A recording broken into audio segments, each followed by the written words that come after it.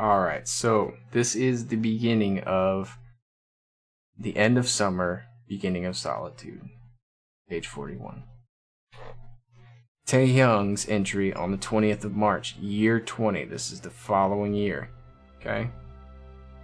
I ran down the hall making a clumping sound and took a slide at the end. Namjoon was standing in front of our classroom. Our classroom. That's what I called the classroom turned storage room. The classroom for all 7 of us. I quietly tiptoed up to Namjoon and tried to knock his hat off.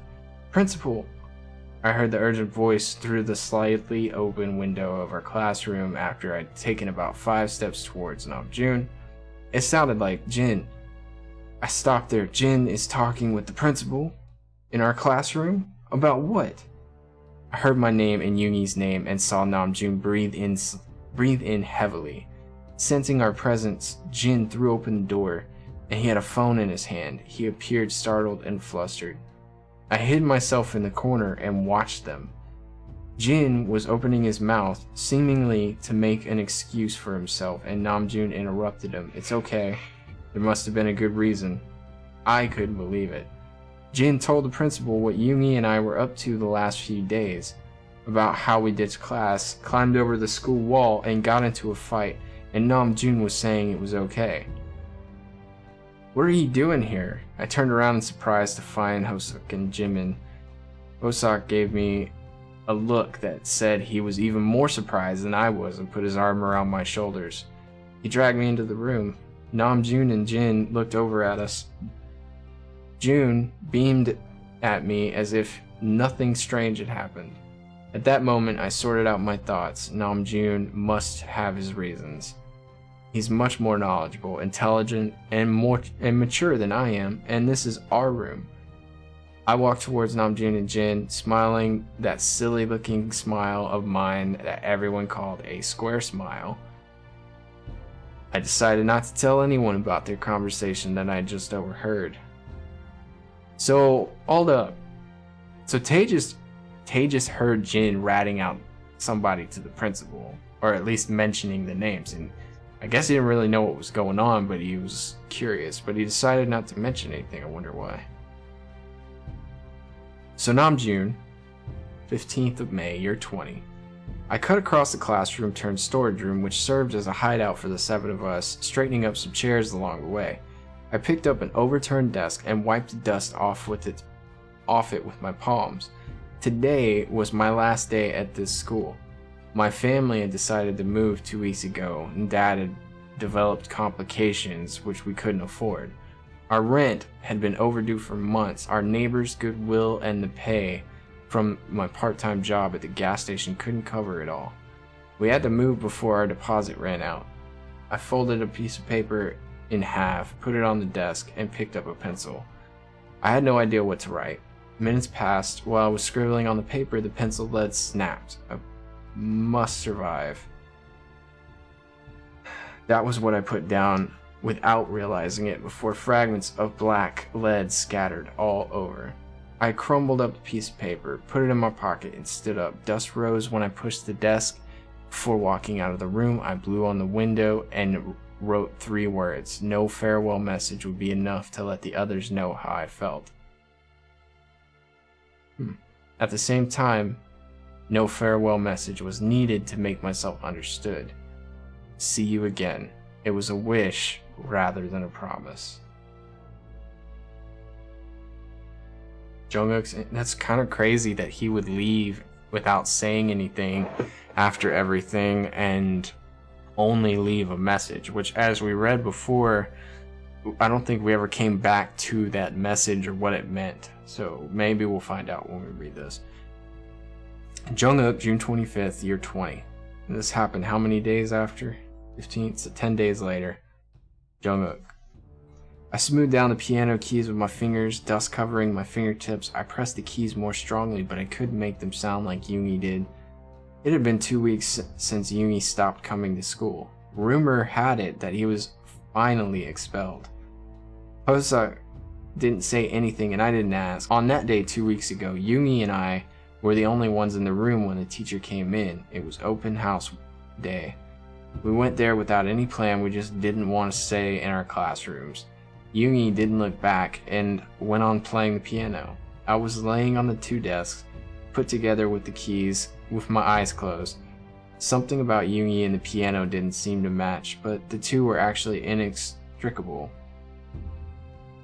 I had no idea how much time had passed. Suddenly, the door burst open with thundering sound as if someone had broken it down, and the piano stopped. I kept backing away as the teacher slapped my face until I fell down. I sat hunched up, putting up with the ceaseless stream of abusive words. All of a sudden, the teacher stopped yelling.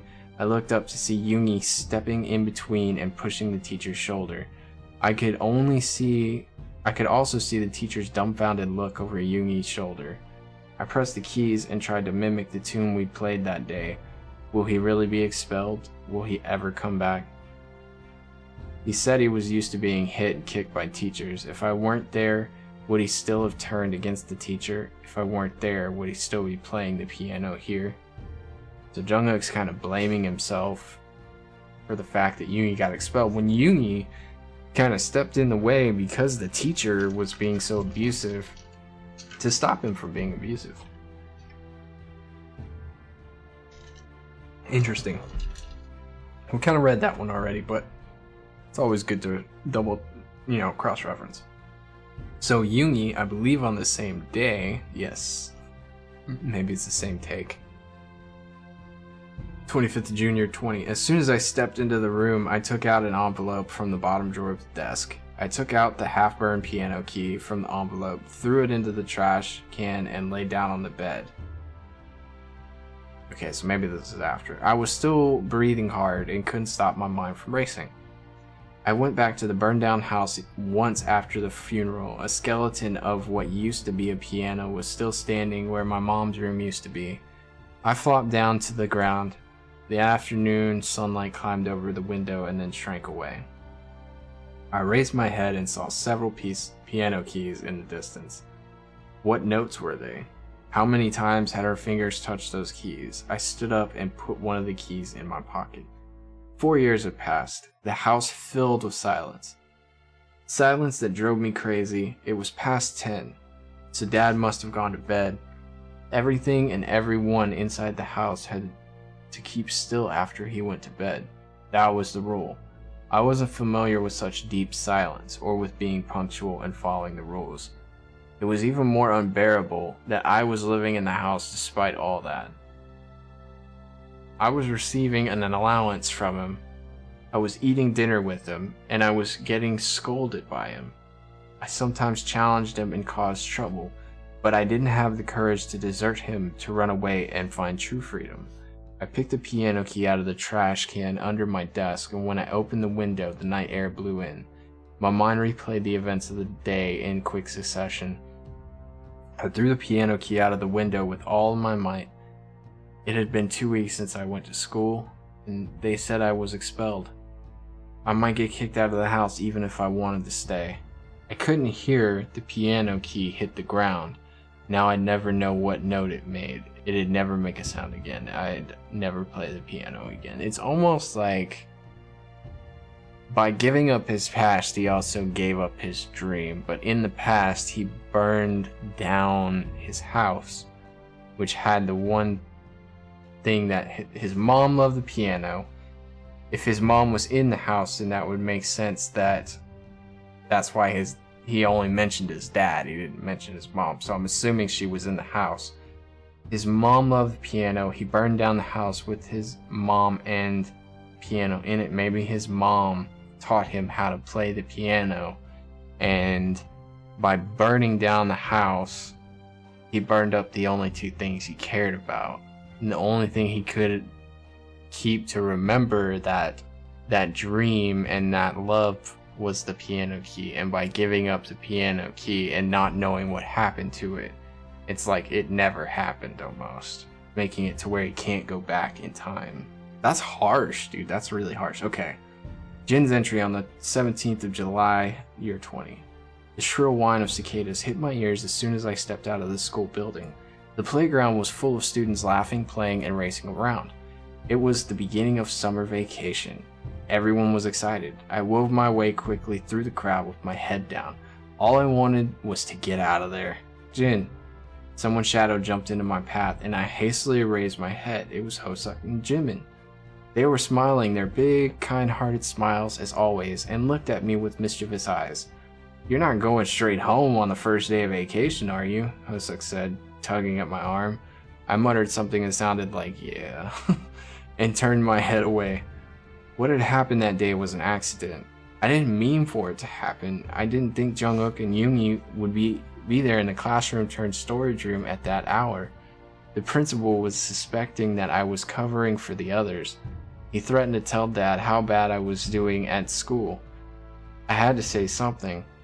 I told him about our hideout because I thought it would be empty, but it led to Yoongi being expelled, and no one knew I was mixed up in it. Have a good vacation.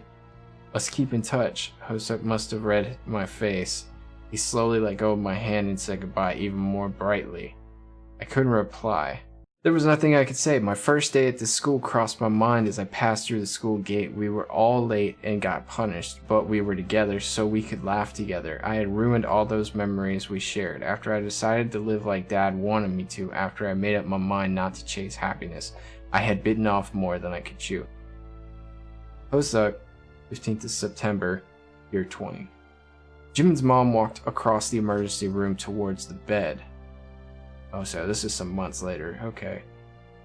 She checked the name tag on the foot of the bed and the dangling IVs above it and removed a dried blade of grass from Jimin's shoulder.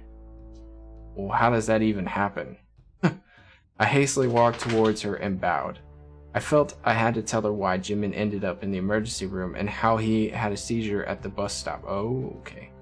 Jimin's mom seemed to realize I was there for the first time, but she immediately turned her eyes away after saying a quick thank you without waiting for me to explain.